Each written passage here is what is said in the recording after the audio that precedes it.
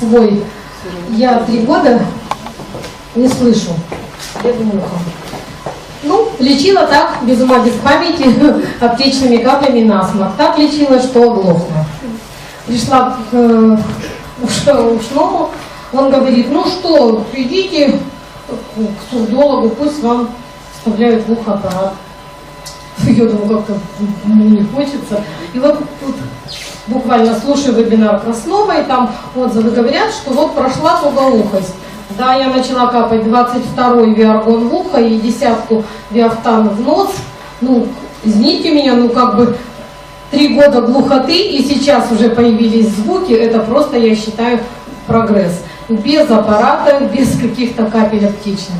Еще у меня результат у внука. Он у меня, в принципе, если начинал кашлять, то 3 недели как минимум, и потом еще с месяц, наверное, постбронхиальный такой кашель.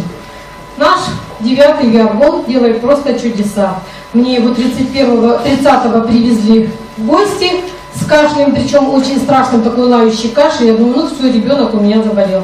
Пока он у меня был 30 числа, я ему капельки, 2 капельки капала в ингалятор. И по 5 капелек 2 раза в день он у меня пил. Утром он 31-го проснулся, вы не поверите. Никакого лающего кашля нет, все отходит. Мы еще 31-го ему делали раза 3, наверное, или 4 ингалятор. Попил 9-й вовнутрь, и все, у ребенка кашля не было.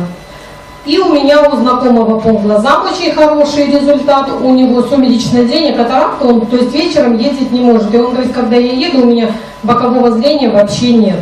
Он стал капать наши виафтаны, буквально через 2 недели звонит мне и говорит, Ириш, я ведь вечером езжу, и боком уже начинаю видеть. Так что наши капли действительно чудо.